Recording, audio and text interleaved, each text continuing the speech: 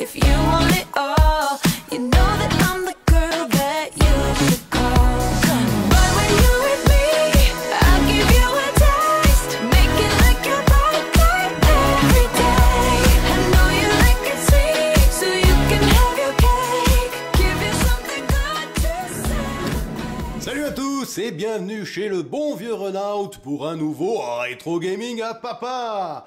Salut à tous, donc un petit message avant de commencer cette nouvelle vidéo. Voilà, je voulais faire un petit coucou et remercier les nouveaux abonnés. Voilà, j'ai eu quelques vues sur ma dernière vidéo. Donc apparemment la Neo Geo ça plaît toujours. Donc je voulais juste remercier, saluer mes derniers abonnés. Donc Olivier Lopez, Polo 101, Ushukei Giaros, je sais pas si je prononce bien, le grand Mac Geekver, le Taïwanais, avec qui j'aime bien parler jeux vidéo, le professeur Misayus, et surtout un grand salut au testeur de Gamesplay, voilà, un jeune testeur qui fait du bon boulot, qui teste des jeux relativement récents. Voilà, Gamesplay, donc abonnez-vous à sa chaîne, c'est super sympa. Donc merci et bonjour à tout ce petit monde. Donc aujourd'hui, encore un grand classique, ça fait un petit peu plus de 10 ans voilà, que j'avais découvert ce Gears of War sur Xbox 360 qui était sorti en novembre 2006, développé par Epic Games, édité par Microsoft. J'avais découvert à Noël 2006, c'était mon premier jeu Xbox 360, je l'avais eu en bundle. Pour l'anecdote, j'avais découvert ce jeu, enfin tous les premiers jeux de la Xbox 360 sur un bon vieux cathodique, parce qu'on n'était pas encore tous pourvus à l'époque d'un écran plasma ou LCD, hein, donc on faisait comme on pouvait. Donc bien évidemment la grosse claque graphique, grâce à ce nouveau moteur 3D, une évolution d'un moteur que j'avais découvert sur PC en 99 avec le jeu Unreal Tournament, qui faisait fumer les cartes graphiques grâce à ce premier moteur de jeu, l'Unreal Engine. Et puis pour la petite histoire, Gears of War, qui utilise lui l'Unreal Engine 3, était apparu pour la première fois sous forme d'une démo technique à l'E3 2005 afin de promouvoir la puissance du nouveau moteur sur cette console next-gen de Microsoft. Voilà, donc on peut féliciter Monsieur Clifford Bleszinski, le concepteur chez Epic Games depuis 1994, d'avoir œuvré avec son équipe pour nous gratifier en 2006 de cet incroyable TPS et de ses suites, puisque comme vous le savez, est sorti depuis peu sur Xbox One, le Gears of War 4, qui a été bien accueilli par la critique. Ainsi qu'une version remasterisée de ce premier opus nommé Ultimate Edition. Voilà, ce Gears of War a été bien remasterisé. Bon, personnellement, je les ai pas fait, mais c'est vrai que les tests étaient plutôt positifs. Voilà, on va attaquer une petite partie tout de suite. Trêve de blabla. On va voir un petit peu ce Gears of War et voilà, on va se faire une petite partie en recrue pour la vidéo. On va pas non plus s'arracher la gueule. On va redécouvrir un petit peu le scénario, les personnages, le gameplay avec les différentes armes. Je vais baisser un peu le son, ça gueule un peu. Voilà. Et puis on verra aussi ce moteur de jeu incroyable qu'est l'Unreal Engine 3.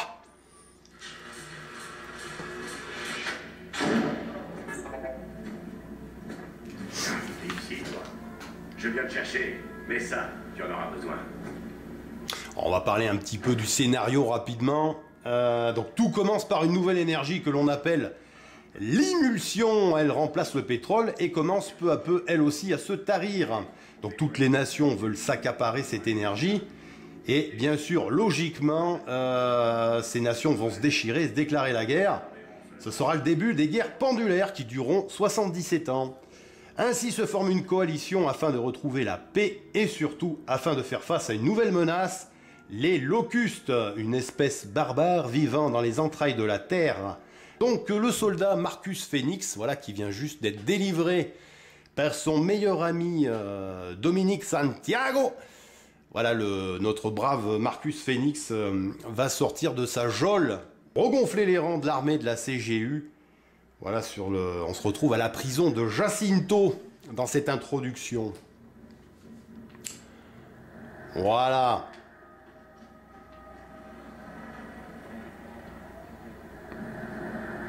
Donc bien sûr, la claque graphique hein, en 2006.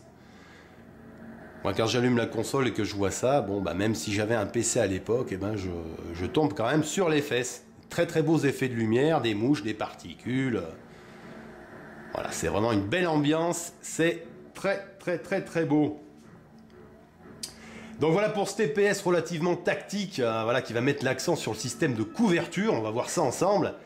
Et puis surtout sur une variété d'armes assez intéressante. Voilà, donc on va sortir de cette geôle. On a le choix. On peut retourner par où je suis venu par les quartiers des gardes. C'est long, mais c'est sûr. On peut aussi passer par les cellules, mais ça va chauffer. Tu préfères quoi? Et voilà tout de suite une originalité dans ce Gears of War. Eh bien on va pouvoir à certains moments choisir des embranchements. Donc là on va faire on va aller directement au combat. On va pas faire l'entraînement. L'entraînement c'est vraiment pour le tutoriel du jeu. Donc on va voir tout de suite un petit peu de combat et de gameplay. Donc voilà notre Marcus Phoenix en regardant sur Y pour assister un petit peu en effet de zoom à certaines cinématiques, hein, à des scènes importantes du jeu. Voilà, donc c'est très scénarisé, grosse ambiance. Donc le Marcus, bah, il peut marcher, il peut courir comme ça un petit peu façon. Alors c'est très cinématographique hein, ce jeu, c'est pour ça que je l'avais adoré à l'époque.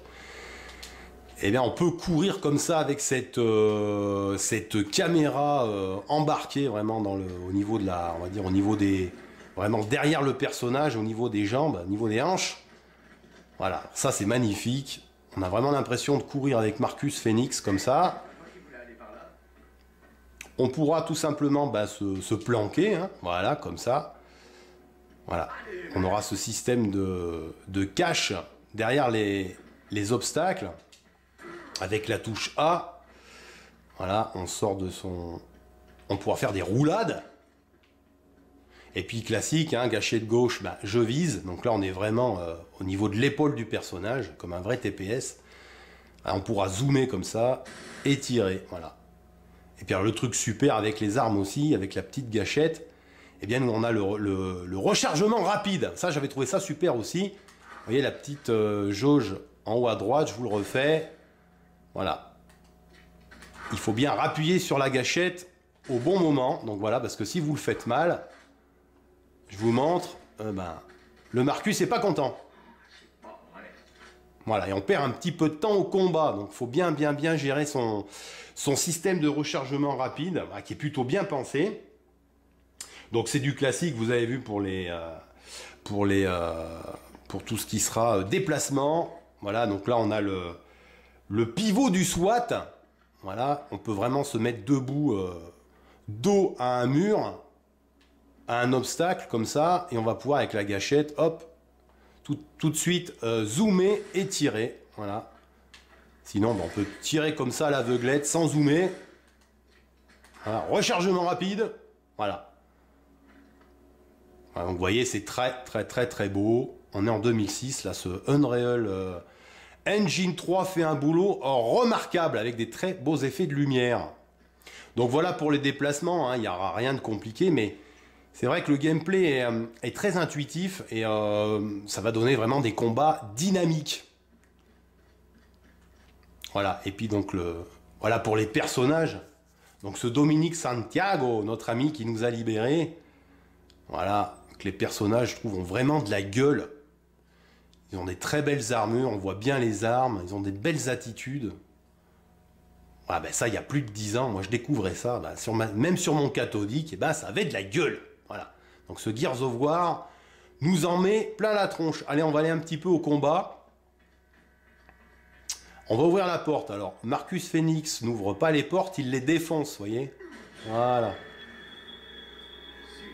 Donc première scène d'horreur. Dans la prison. Donc, ouais, c'est très scénarisé, les personnages parlent entre eux, se répondent. Donc ça, c'était très important dans le côté scénaristique, vraiment. L'infanterie essuie les tirs nourris. Voilà, on aura plein de petites cutscenes comme ça, in-game, avec le moteur du jeu. Voilà. Vous voyez, ça pète dans tous les sens. Et puis tout est texturé, hein. Vous pouvez regarder. Vous pouvez faire des zooms. Les piliers, les rochers, les sols, vraiment tout est texturé. Là, on va rencontrer nos premiers locustes. Le jeu est assez gore. Je l'avais trouvé même assez gore à l'époque. Voilà, système de couverture.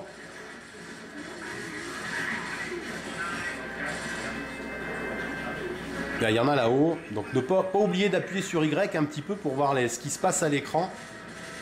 Voilà. On peut passer par-dessus les obstacles, comme ceci. Donc le gameplay n'est pas trop compliqué. On peut faire pas mal de choses.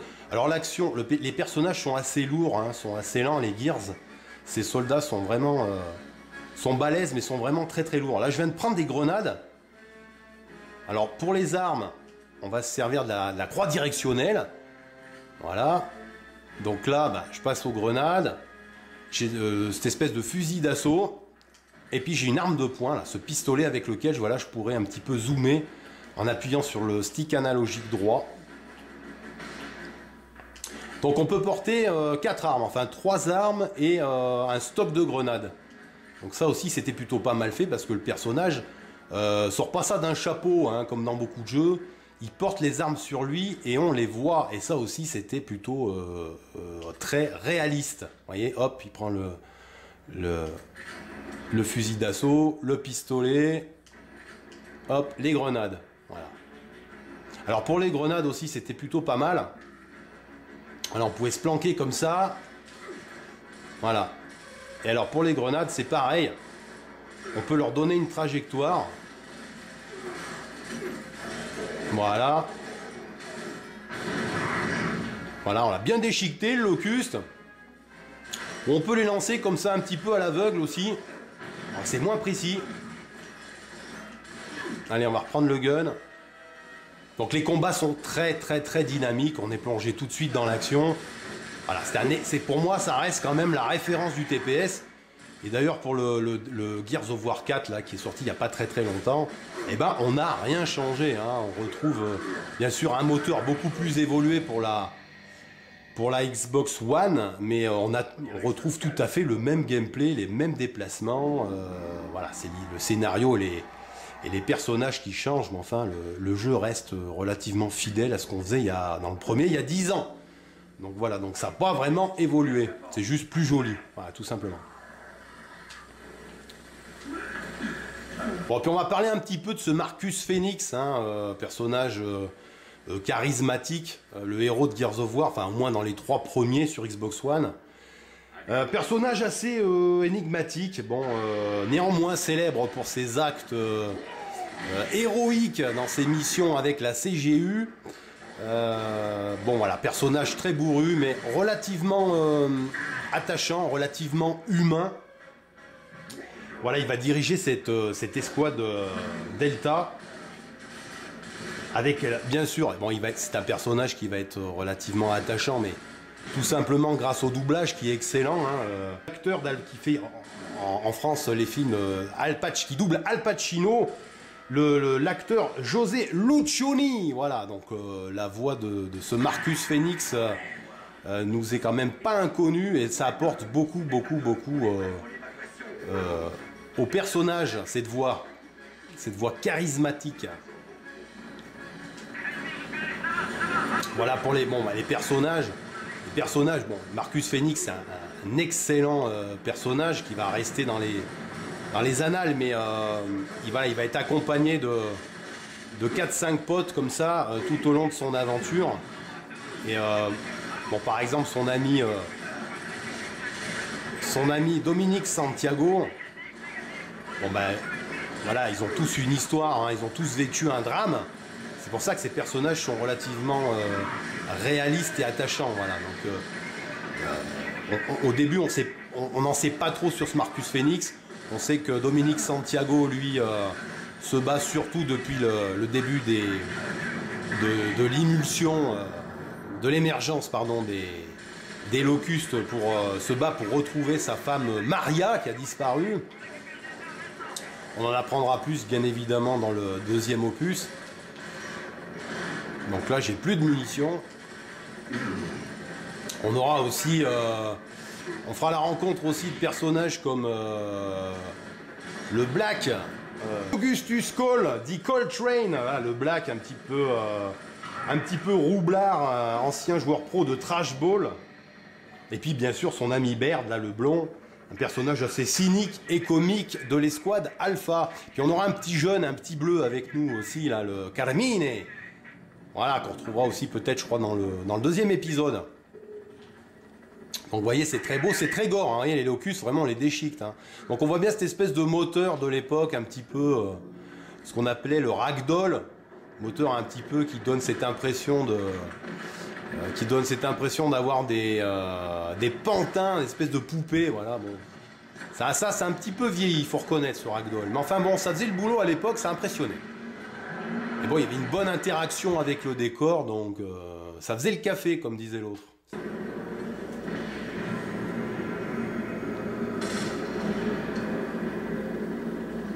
Donc voilà pour les personnages. Puis on fera aussi un petit peu la connaissance de cette armée locuste avec ces nuées de krill, ces espèces de chauves-souris. Voilà, tout ça dirigé d'une main de fer par le général Aram, que l'on va rencontrer pratiquement dès le début du jeu, pendant une scène de combat. Voilà, cette espèce de... Voilà, c'est pareil, une espèce de chef locuste très charismatique, très puissant, qui fout vraiment les chocottes. C'est toi, le fameux Marcus Phoenix? Celui qui s'est battu à Schofield? Ouais. Waouh, cool! Bah, c'est très scénarisé, hein. Alors ça fait très lourd, très badass. Mais le jeu est plus fin et plus subtil que ça, hein. C'est un jeu qui se donne ce genre-là, mais le jeu, vous verrez tout au long du jeu, entre les cutscenes, le côté scénaristique des personnages, des scènes, et même les combats, vous verrez que c'est beaucoup plus fin qu'il n'y paraît. Des sonores uniformes. Tel est bon à prendre. Poussez-vous. Lieutenant, j'ai une bonne nouvelle. On a une campagne qui se fait en 5 actes, que j'ai trouvé assez longue et variée à parcourir. Donc pour moi, c'est un de mes jeux préférés sur cette console, hein. Il n'y a rien à dire. Excellent jeu, avec un excellent scénario pour ce Noël 2006, avec un gameplay aux petits oignons et une interactivité avec le décor. Donc ça, c'était quand même impressionnant pour l'époque. Regardez-moi cette cutscene, ces scènes de combat vraiment dignes des plus gros blockbusters. Voilà, ça avait fait sensation. Et puis bien sûr, bravo à Epic Games pour cette belle exclue Xbox 360, parce que c'était une exclue, hein. Et puis ce moteur là que nous avait offert le Epic Games, avec ses décors somptueux. Alors ce que j'avais aimé surtout, ce que j'avais apprécié, c'est qu'on se battait pas contre des aliens, mais plutôt contre des espèces de mutants, voilà, qui avaient un petit peu, qui étaient remontés à la surface de la Terre pour se rebiffer. Et puis on n'est pas sur la planète Terre, on est sur une planète qui ressemble à la planète Terre. Voilà, des vrais soldats, des Gears, cette armée, voilà, qui combat les locustes, donc plutôt réaliste, avec des escouades. Et surtout, ce qui m'avait plu, voilà, c'était le côté scénaristique. Mais moi, c'est ce que j'attendais, honnêtement, si vous voulez mon avis, c'est ce que j'attendais vraiment d'un Doom 3 ou d'un Doom 4, du dernier Doom qui est sorti sur One, qui n'est finalement que du déjà vu. Je suis désolé, le jeu est excellent. Moi, je suis en train de le finir, là, le dernier Doom sur Xbox One. Il est très très bon. Mais j'attendais plus. Voilà, j'aurais voulu avoir un Doom qui se passe, une vraie suite, un Doom qui se passe sur Terre, avec des nouveautés au niveau des ennemis, des armes. Même si on avait ce côté un petit peu planète Mars, avec un portail qui ouvre sur l'enfer, sur les démons. Eh ben, j'attendais plus, j'attendais vraiment une suite, un petit peu de nouveauté. Donc ce Gears of War, pour moi, c'est ce que j'attendais d'ID Software avec les derniers Doom. Voilà, d'avoir un Doom un petit peu plus réaliste, mais qui se passe pas sur une base sur Mars, quoi. C'est du déjà vu. on pouvait faire plus, on pouvait faire mieux, on pouvait faire une vraie suite, voilà, qui serait placée sur une planète du système solaire où on aurait retrouvé plus comme ici, une civilisation humaine dévastée, voilà, une architecture voilà, plus contemporaine, plus humaine, voilà, pas une base dans l'espace, vue et revue. C'est vraiment dommage. Et c'est ce que, pour moi, apporte Gears of War dans ce TPS. Bah, c'était de la science-fiction, mais de la nouveauté. Voilà, on avait des armes. Bon, au niveau des armes, bon, au début, on n'a pas. Là, je peux vous montrer. Je crois que maintenant, on a le. Voilà, on a le Lanzor. Alors, ce Lanzor, bah, on retrouve Doom. C'est quoi le Lanzor? On le voit là sur celui du soldat Santiago. C'est cette espèce de fusil d'assaut muni d'une tronçonneuse. Voilà, comme ça on va pouvoir, ça c'était la nouveauté, mais bon, c'était piqué à Doom, ça c'est vrai. On va pouvoir tronçonner nos amis locustes en corps à corps. Je vais vous montrer ça. C'est très beau, c'est très gore. Bon, c'était la nouveauté. Ben, ça c'était, voilà, c'était magnifique. On a vraiment des armes. On aura le rayon de l'aube aussi, un espèce de gros canon qu'on pourra utiliser qu'à l'extérieur, qui marche par satellite. Alors ça fait des dégâts, mais voilà, faut vraiment être dehors par beau temps, vous voyez, parce que c'est comme les GPS, hein, ça marche un coup sur deux par satellite.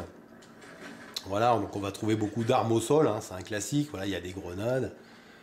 Alors pour les grenades, on aura des grenades classiques à fragmentation, on aura des fumigènes, on aura des grenades, des encres grenades, des encres à poison. Qui vont former des nuages de poison. Donc voilà, les armes aussi ont leur importance dans... Regardez ça comme c'est beau, avec les effets de lumière, avec les oiseaux. Très cinéma. Voilà, ben ça, Doom, on retrouve pas ça dans Doom, et c'est vraiment dommage. Je trouve que Doom aujourd'hui... Doom, depuis des années, on attend des Doom. Quand il y en a un, c'est bien, c'est beau, mais ça stagne. Et là, là, on avait de la nouveauté, ça a 10 ans. Et les Gears qui sortent aujourd'hui, ils font pas plus, ils font pas moins. Hein. Je ne veux pas dire qu'ils font moins, ils font même plutôt plus, mais ça n'a pas bougé d'un iota. Le concept de ce TPS est tellement bon. Voilà ce système de... Voilà ce système de cache comme ça.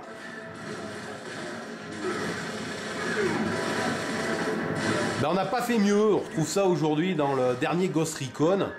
Voilà, c'est le même gameplay. On se cache d'un obstacle à un autre, comme ça on avance. Ces systèmes de couverture sont bien pensés. Et ça, ce Gears of War a amené ça vraiment dans le TPS. Voilà, je vous découpe un Locust avec le Lanzor, il y en a partout, c'est dégoûtant. Ouais, c'était très gore, mais ça c'était bon aussi. Ce jeu était vraiment complet.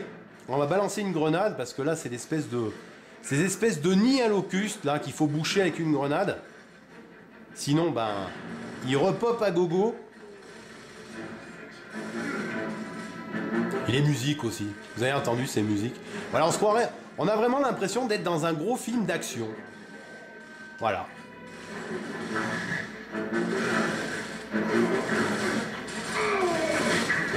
Le 2, bien sûr, hein, pour les suites, il y a eu le 2 et le 3. Donc le 2 est magnifique, hein, bien sûr, encore plus beau. Encore plus de locustes. Des véhicules, parce qu'il y aura des phases en véhicule. Alors un petit peu plus importante que dans cet opus, parce que là on va avoir une phase en véhicule, on n'en aura qu'une, je crois. C'est pas mal fait, c'est très court, c'est pas passionnant, mais voilà, c'est le petit truc du jeu. C'est vraiment, ils ont fait ça comme il faut, quoi. Ça porte pas grand chose au jeu, mais ça dure pas 2 heures comme dans un Rage, où les véhicules c'est sympa au début, puis après on s'en fout un petit peu, ça sert vraiment à rien. Ces courses là avec les buggy dans Rage, bon, c'était une idée sympa, mais enfin, moi je fais pas du buggy dans un FPS ou dans un TPS ou un FPS. J'ai pas envie de faire 4 heures de véhicule, quoi. Par contre, voilà, si les véhicules sont bien amenés, sont bien agrémentés dans le jeu, c'est une petite nouveauté. On souffle un petit peu et c'est pas mal. Et c'est ce qu'ils ont fait dans le Gears. Il y aura une phase comme ça. Il faudra aller chercher un véhicule dans une station-service. Je ne vais pas tout vous raconter. Hein. Voilà, donc c'est plutôt bien fait. Donc voyez, c'est cette architecture sur la planète. Alors, je sais pas si c'est Jacinto ou Serra, je confonds. Je sais qu'on sort de la prison de Jacinto. Tiens, on va aller chercher des armes.